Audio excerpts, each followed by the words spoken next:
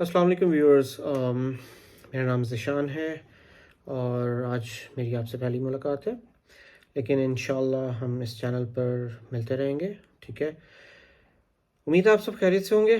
بہرحال جس موضوع پر آج ہم بات کرنا چاہ رہے ہیں اس کے بعد خیریت تو نہیں رہی ہوگی، نہ صرف آپ کی طرف بلکہ میری طرف بھی. جی ہم بات کرنے جا رہے ہیں آج پیٹرولیم پرائسز کی، جو کہ قیمتیں کل رات یعنی کہ 12 بجے بڑھائی گئی ہیں. آج 16 فروری ہے. ٹھیک ہے جی بالکل.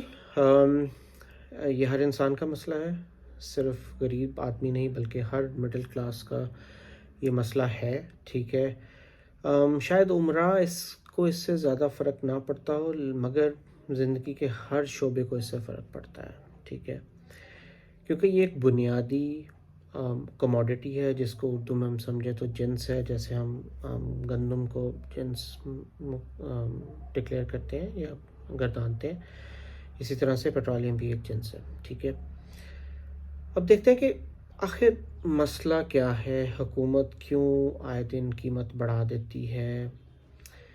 کیونکہ کسی بھی حکومت کو یہ شوق نہیں ہے کہ جی عوام سے جو ہے وہ بلا وجہ کی گالیاں سنیں. ٹھیک ہے، تو دیکھتے ہیں معاملہ کیا ہے. ٹھیک ہے، معاملہ یہ ہے جی کہ اب پہلے کچھ سوال ہیں جس کا ہم جواب ڈھونڈتے ہیں. کیا پیٹرولیم کی جو مصنوعات ہیں جس میں ڈیزل، پیٹرول یا جو بھی یہ ایک قدرتی آئل ہے یا تیل ہے، کیا یہ ہمارے ملک میں پیدا ہوتا ہے؟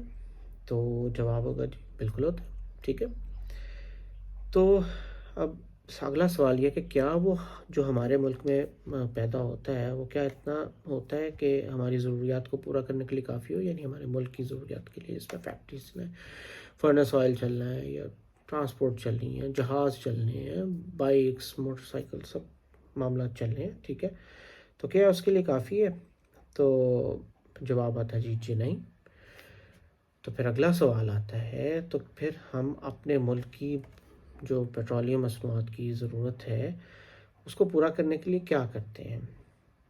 تو پھر سب کو معلوم ہے یہ کہ جی ہم باہر سے یا بین الاقوامی منڈی سے یہ معاملہ اس چیز کو منگواتے ہیں. ٹھیک ہے، جس میں سعودیہ ہے، ہمارے لیے تو سعودیہ یا مڈل ایسٹ ہے، لیکن رشیا بہت بڑا سپلائر ہے. تو اب مجھے اتنا معلوم نہیں ہے، لیکن میں چیک کروں گا ضرور کہ جی ہم رشیا سے خریدتے ہیں یا نہیں. لیکن مڈل ایسٹ سے تو ہم لیتے ہیں، قطر سے، سعودیہ سے، یو اے ای سے ہم مصنوعات جو ہے وہ خریدتے ہیں، لیکن ہمارا میجر سپلائر جو ہے وہ سعودیہ ہے. ٹھیک ہے، تو سوال یہ ہے کہ کیا وہاں پر یہ پیٹرول سستا ہے؟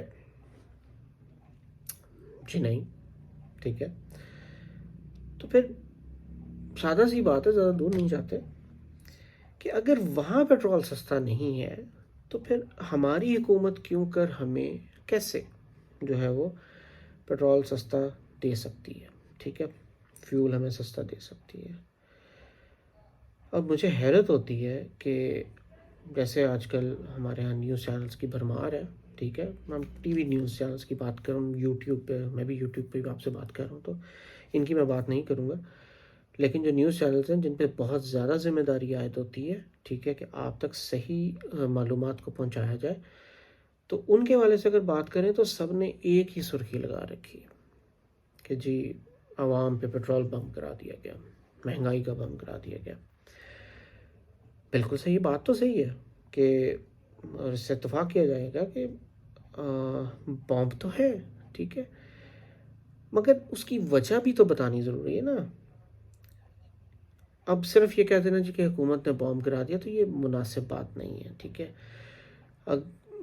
کسی بھی حکومت کو میں نہیں سمجھتا کہ ایسا شوق ہوگا کہ وہ اپنی خوشی سے یہ سب کرتی ہو. ٹھیک ہے، اور عوام کو مشکل میں ڈالے اور ان سے گالیاں بھی سنیں اور اپنے آپ کو برا بھلا بھی کروائے. تو ہم نے ماضی میں دیکھا ہے کہ حکومتیں کیسے اپنے معاملات کو درست رکھنے کے لیے مقبول فیصلے کرتی رہی ہیں. تو یہ ایک مشکل فیصلہ ہے جو ہماری حکومت کر رہی ہے. ٹھیک ہے، تو حکومت کی طرف سے یہ ہرگز خوشی سے نہیں ہوتا. ٹھیک ہے، اب تھوڑا سا آگے بات کرتے ہیں ہم اس پہ. اور جیسے ہم پہلے بات کر چکے ہیں نا کہ یہ ایک بنیادی جنس ہے.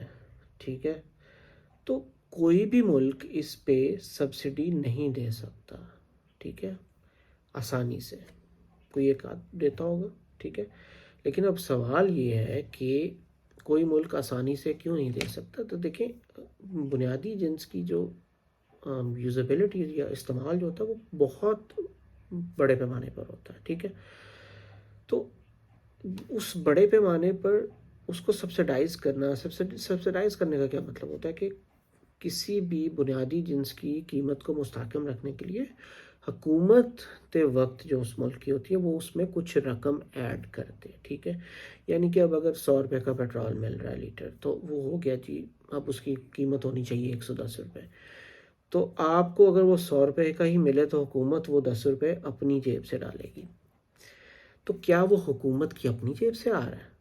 ٹھیک ہے، تو ایسا تو نہیں ہے۔ حکومت کہاں سے اپنے اخراجات پورے کرتی ہے؟ وہ ٹیکس کے پیسے سے پورے کرتی ہے، ٹھیک ہے، تو ٹیکس کہاں سے جاتا ہے؟ وہ آپ کی اپنی جیب سے جاتا ہے، ٹھیک ہے، تو کیا جب حکومت یہ سبسڈی دے گی تو اس کو ٹیکس نہیں بڑھانا پڑے گا؟ بالکل بڑھانا پڑے گا، ورنہ تو حکومت کے پاس پیسے ختم ہو جائیں گے اس چیز کو پورا کرنے کے لیے۔ تو یہ ایک ایسا سرکل بن جاتا ہے کہ یہ صرف حکومت یا اس ملک کی معاشی نقصان کی طرف جاتا ہے۔ اس پہ ہم ایک الگ ویلاگ میں بھی بات کریں گے، یہ لمبی بحث ہے، ٹھیک ہے، کہ یہ کیسے ہوتا ہے۔ اب اتنے بڑے پیمانے پر آپ خود اندازہ کریں کہ جی لاکھوں کی لیٹرز کے حساب سے استعمال ہوتا ہے یہ فیول یا پیٹرول، تو کیا اس پہ حکومت اگر 10 روپے فار ایگزامپل دینا پڑے، مثال کے طور پر اس کو دینا پڑے، تو کیا وہ اس کو کر پائے گی؟ نہیں کر پائے گی، ٹھیک ہے، یہ ہر ذی شعور کو سمجھ آ سکتی ہے۔ حالانکہ ہماری حکومت نے کچھ بعض گشت سنائی دے رہی ہے کہ جو ان کا احساس پروگرام چل رہا ہے اس میں مستحق یا جو موٹر سائیکل استعمال کرنے والے افراد ہیں ان کے لیے وہ احساس کارڈ پیٹرول کے حوالے سے جو ہے نا وہ جاری کرنے کا ارادہ رکھتی ہے، تو میں ذاتی طور پر اس کو اپوز کروں گا، کیونکہ یہ بہت زیادہ بوجھ پڑے گا ٹیکس پیئر والے پیسے پہ، ٹھیک ہے، اور ہم پہلے سے ہی اس حوالے سے پریشر میں ہیں، ٹھیک ہے، تو یہ مجھے تو ایسی کوئی اچھی بات نہیں لگتی، لیکن اس پہ بھی ہم الگ سے بات کریں گے انشاءاللہ، ٹھیک ہے، لیکن ابھی جو مسئلہ ہے اس میں آگے ہم کیا کر سکتے ہیں، ٹھیک ہے، کیونکہ یہ میرا اور آپ کا مسئلہ نہیں ہے، یہ پوری دنیا کا مسئلہ ہے، ٹھیک ہے۔ ہم جانتے ہیں کہ کووڈ کے معاملات کیا ہوئے، اس میں پیٹرول نیچے گیا، اور پھر ایک بحث تھی کہ جو نیچے گیا اس میں ہمیں اس قیمت تک کیوں نہیں ملا، تو وہ بھی کسی اور وقت میں انشاءاللہ کسی اور ویلاگ میں بات کریں گے، لیکن میں اپنے پاس یہ نوٹ رکھوں گا اور پھر میں انشاءاللہ آپ کے ساتھ اس پر بات ضرور کروں گا۔ لیکن ابھی جو بات ہے ہم اس حوالے سے کیا کر سکتے ہیں، تو یہ ایک مشکل صورتحال ہے، ٹھیک ہے۔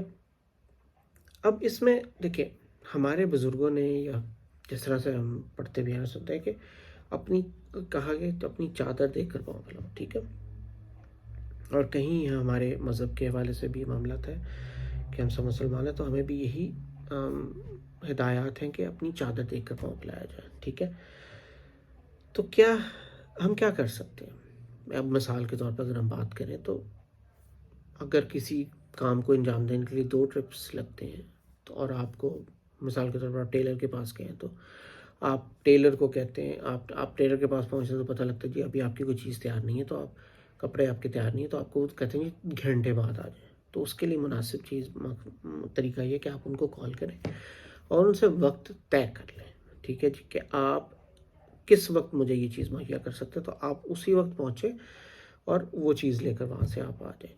تو کیا ہوا کہ آپ کو کہیں ایک کام انجام دینے کے لیے 2 ٹرپس لگتے یا 2 دفعہ آپ کو آنا جانا پڑتا ہے، وہ گاڑی کا فیول استعمال ہوتا ہے، تو ایک دفعہ ہوگا، ٹھیک ہے، تو ایک کال آپ کریں گے اور اس کے بعد یہ کر سکتے ہیں۔ ان چیزوں کو تھوڑا سا مینیج کرنا پڑے گا، ٹھیک ہے۔ کہیں دوستوں کی طرف اگر آپ کا روز آنا جانا ہے، ٹھیک ہے، تو آپ اس کو تھوڑا لمیٹڈ کر لیں، مثال کے طور پر ہفتے میں 2 دفعہ یا 1 دفعہ کر لیں، ٹھیک ہے۔ اگر کہیں آپ کو دور جانا پڑتا ہے اور آپ کو بائک اور گاڑی کی استعمال کرنا پڑتا ہے، مطلب جو بظاہر غیر ضروری مصرف ہے اس کو تھوڑا کم کریں، ٹھیک ہے، چادر دیکھ کر پاؤں پھیلائیں، اور جو ضروری کام ہیں وہی آپ انجام دیں اس حوالے سے، ٹھیک ہے۔ تو اور غیر ضروری کام جو ہیں ان کے لیے ان سے اجتناب کریں، اپنی جو بھی گاڑی یا اپنے بائک استعمال کرنی ہے، ٹھیک ہے۔ اور میں بس فی الحال تو اتنا ہی کہنا چاہوں گا، اور میری تمام گزارشات کو سننے کا بہت شکریہ. اپنا اور اپنے پیاروں کا بہت سا خیال رکھیے گا. ٹھیک ہے، جانے سے پہلے اس چینل کو سبسکرائب ضرور کر لیجیے گا، اور بیل آئیکن کو بھی کلک کر دیجیے گا، تاکہ میری جو ولاگز ہیں اور ویڈیوز ہیں وہ آپ تک بلا تاخیر جو ہے وہ پہنچتی رہیں. اور اب تک کے فی الحال کے لیے اجازت، فی امان اللہ.